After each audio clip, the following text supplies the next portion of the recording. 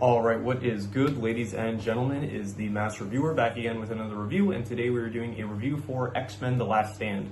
This is the third film in the original X-Men trilogy. It is not a rewatch for me, it is a first-time watch, and yeah, no real further background other than that, so let us just get into it, starting off with the plot.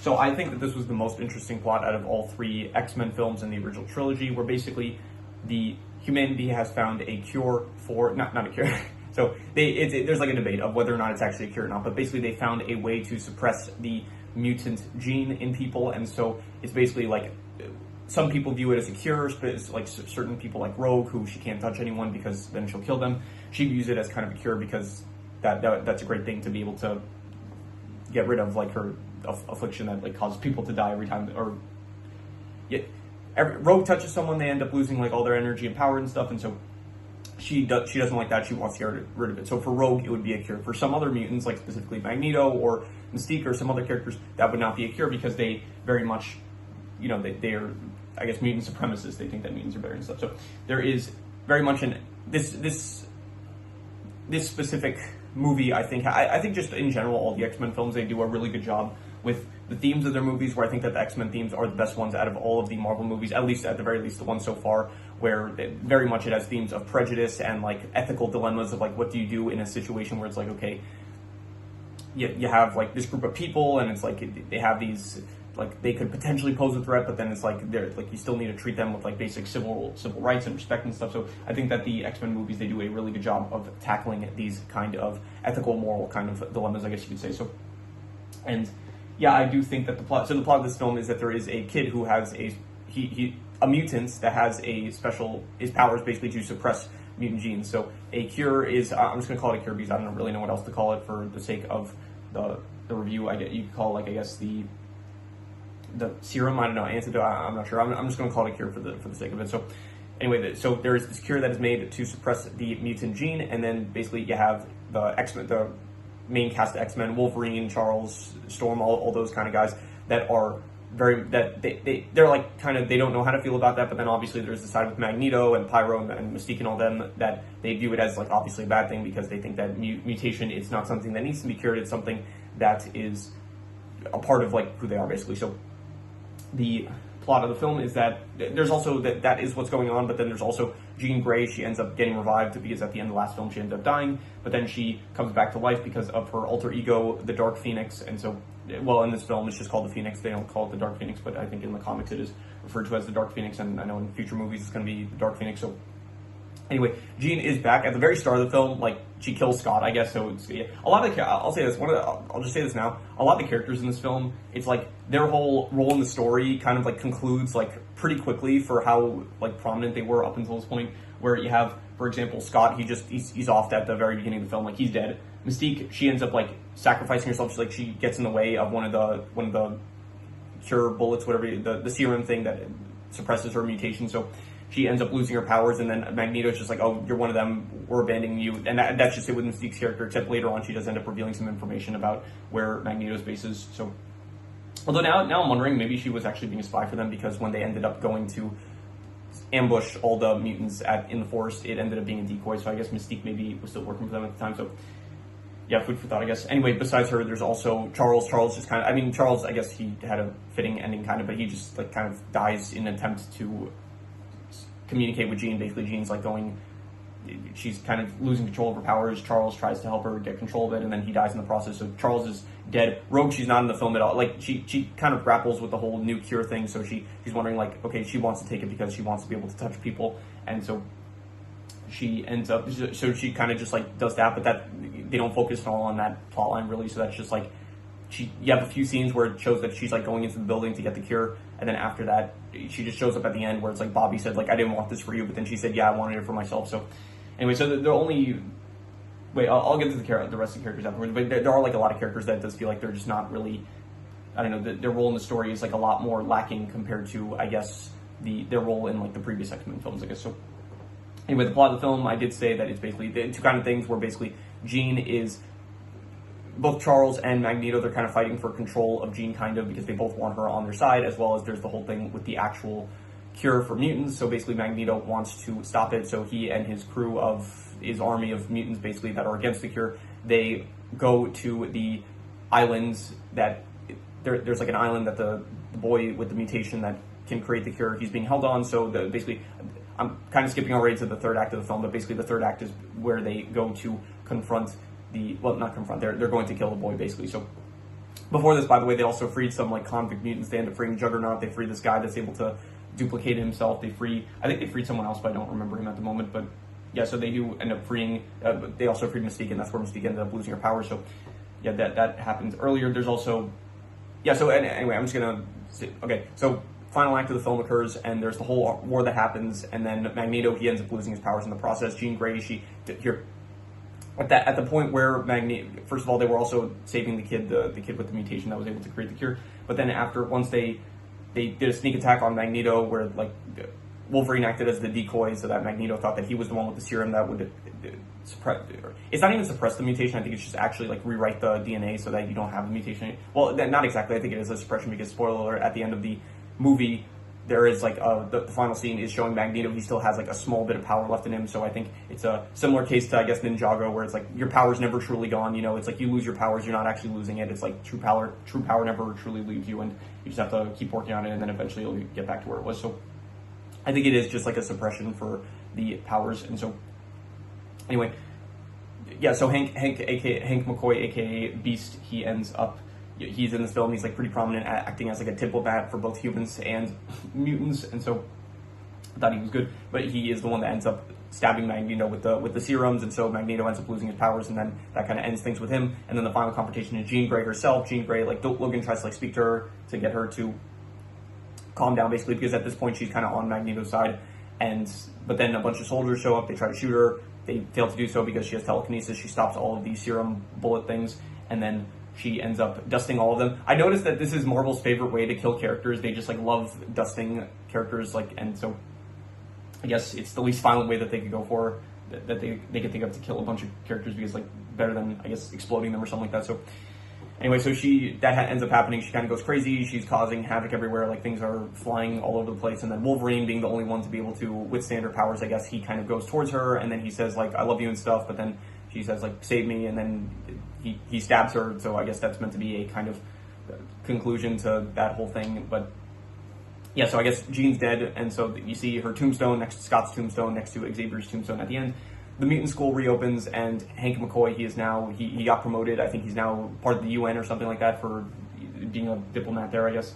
And yeah, and then you do see the final credit scene with, I guess, well, here, you see before the credits start, you see like there's a pre-credit scene where you see Magneto, he's like at a park, he's playing chess by himself, and he does like try to use his powers, and one of the chess pieces does like move slightly, so that kind of implies that he didn't lose all of his powers. So, and then finally there is a post-credit scene, and apparently I think this is the first ever post-credit scene in a Marvel film, but it does show like, I don't know how this is possible, but apparently there's a guy on like a bed, like a hospital bed, and then some woman ends up coming to check on him, and then he says like, "Hello," something, so I forgot her name, but he basically says hello to her, and then the woman says like Charles, and so, or Xavier or something like that. So I don't know how the hell Charles is still alive after he, like, because Jean pretty much just split every atom in his body, something like that. So they're not exactly that, but yeah, she completely like turned him to, not even to dust, like he was just completely obliterated. So I don't know how he's still alive, but anyway, so the plot of the film, I'm going to give the plot, I would say, a 4 to 5. I liked it. I thought it was interesting. Definitely this film, where in the first film it was kind of just like, okay, Magneto, he wants to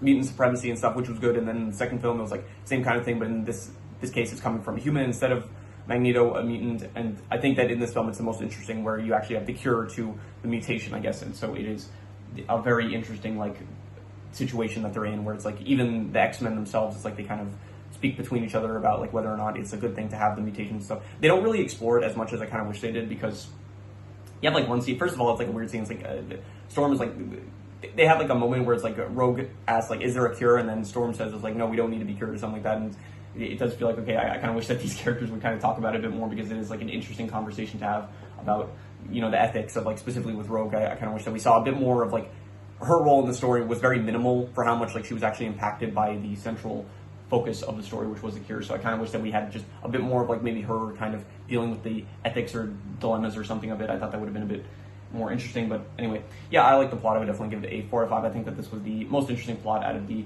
X-Men films, and yeah, I don't think they did here. I'll get into the characters now. I'll just start speaking about the characters and then I'll get into what I wanted to say. So, yeah, there is like not as much characters, or at least there's a lot of prominent characters from the last two films that are just not in this. Like Scott at the very, he's just depressed about Jean dying at the very beginning, and then Jean comes back to life, but then she immediately kills him. So Scott is just not part of the movie at all, really. And I apologize. There's like a fly here. I don't know what's this fly has been here like all day, and I don't know what to do about it. So anyway, so Cyclops, he is just dead at the very beginning. Mystique, she's helping Magneto, but then eventually she has a bit of moments towards the start of the film, but then eventually she does lose her powers, and then she's just like kind of gone for the rest of the film. Wolverine, he plays probably like he is kind of the leader of this film ever. Like Charles, he ends up dying like halfway through the film, so Wolverine kind of becomes the pseudo leader of the X-Men, and so he is pretty prominent in this film, probably the most prominent that he was up until, well, maybe not like about as prominent as he's been up until this point. Charles is good, yeah. I still like. Charles is still doing great, but he does die halfway through the film, and so it feels like maybe like a lot of the characters, they either die early on or just halfway through the film we just don't see them anymore, and it is just a bit of a shame in that case because these are good characters and I kind of wish we saw more of them. So other than that, Jean Grey, honestly, out of all the characters, I think Jean Grey might be one of my least favorite from the X-Men films. It's just her powers. So it's like kind of a combination of both Charles and Magneto's, where it's like she can read people's minds as well as she has telekinesis, but not specifically just with metal, like in Magneto's case. So, but I don't know, it's like she dies, she comes back, and it's like all of a sudden we find out that she had like a dual personality. And so maybe if they kind of hinted it more so in the earlier films, like maybe in like the second film we kind of saw like glimpses of some alternate personality that she might have had, maybe it would have felt a bit better. But in this case, it just feels like it kind of comes out of nowhere, and like it is the reason she was able to revive, but I still just feel like, I don't know, they could have maybe done a better job of hinting it towards that in some of the previous films. And yeah, her character herself, it's like, I don't know, she comes back, she wants Wolverine to kill her, and then I can't really tell throughout the film. I think most of the film, I don't know if it's Jean Grey who's like in control of her body or if it is the Dark Phoenix. And yeah, so if it is Jean Grey, then it feels like if Jean Grey is the one in control, then it's like, why is she siding with Magneto? Like, this doesn't feel like, she did have the whole thing of like, oh, Charles was like trying to help her, but then she was like, you're trying to, like, what's wrong with me or something like that. Like Charles was like trying to cure her, but then Jean Grey was like of the opinion of like, oh, why do I need to be cured or something like that. So yeah, but it does feel like, why is your then logical conclusion to side with Magneto, the person you were fighting this entire time? So that just felt weird. So yeah, Jean Grey, I honestly, she was never really one of my favorite characters in the previous films and in this film. She's also, like, for how prominent I guess she is just not really a character that I like that much.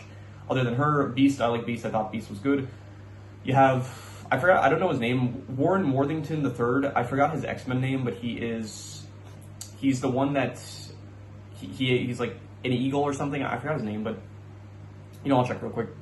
Right, his name is Angel. He's a guy that, he was the one that was originally supposed to have the first serum, but then he decided he didn't want to. He wanted to keep his mutant powers, and so he did. He's not really that prominent in the story. Rogue, once again, I do wish we just kind of saw more of her. Juggernaut, he's pretty good. Kitty Pryde, she is a character that I think we've seen before, but in this film they actually like make her more prominent, and I guess she was good. I didn't really like at all, honestly, the love triangles in this film. They do not work for me. Like, it just, more Marvel romance I just can't really get invested in. So Wolverine, Scott, Jean, don't care for that at all. The whole thing with like Kitty, Rogue, and Bobby, I also didn't really care for. Bobby was also like a pretty prominent character, I say this film, like, because they're just I guess when it comes to when you do like start offing a lot of your characters and they're just not part of the actual main cast anymore, then I guess the other characters become more prominent as by default, I kind of guess. So yeah, Bobby's in this. He's, I guess, pretty good. I do like when he fights Pyro, and then he does have like he turns like fully ice, and so that was pretty cool, I'd say. Colossus was in this a bit more. Honestly, I remember being a bit more prominent in the last film, but yeah, he was good, I guess. Other than them, Storm still in this, pretty good, I would say.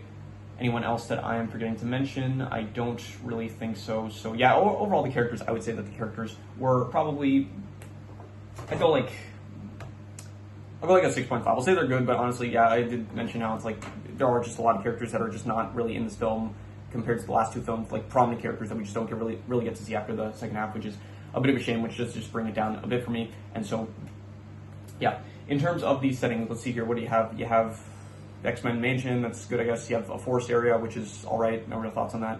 There is, and then the final confrontation area, which is, I think it was called like Alcatraz Island or something like that. I don't remember let me see here. X-Men Last Stands Islands. Let's see what it's called. I forgot what it's called. Okay, I'm gonna check real quick actually.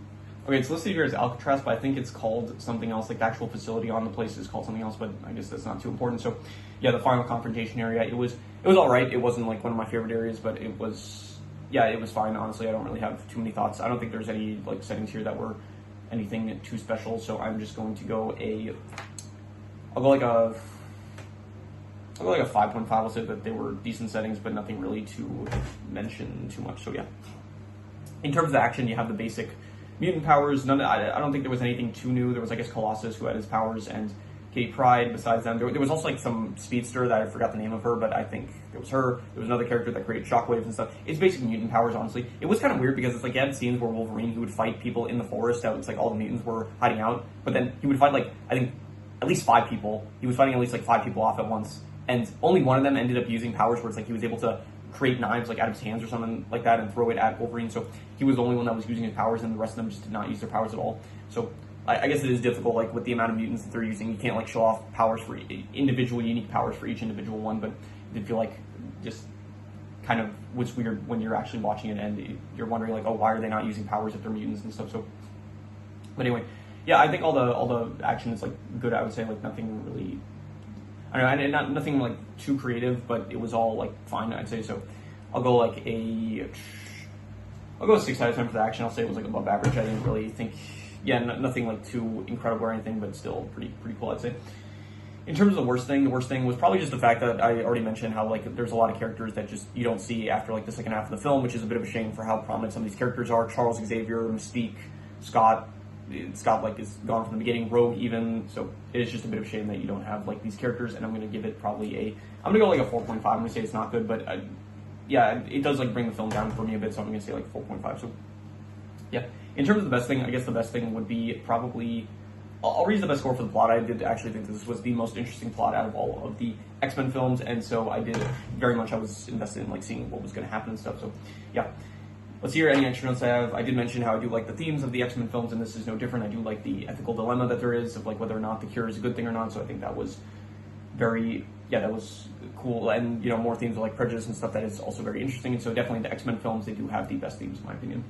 Cyclops, he was looking like the Terminator at the very start of the film with the glasses and riding the motorcycle and stuff, so just something I was reminded of.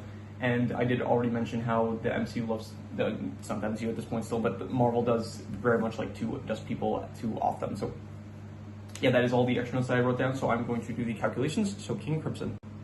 Alright, so it ends up coming out to about a 6.5, which would be good, and I think that's what I would give it, honestly. I think that this was a good film, probably I think my favorite so far out of the X-Men films, and I don't remember what I rated the last two, I think, but I think they were probably a bit lower than this, so I think this was probably my favorite one out of the original trilogy, and so I would give it a 6.5. I thought it was a good film, and yeah.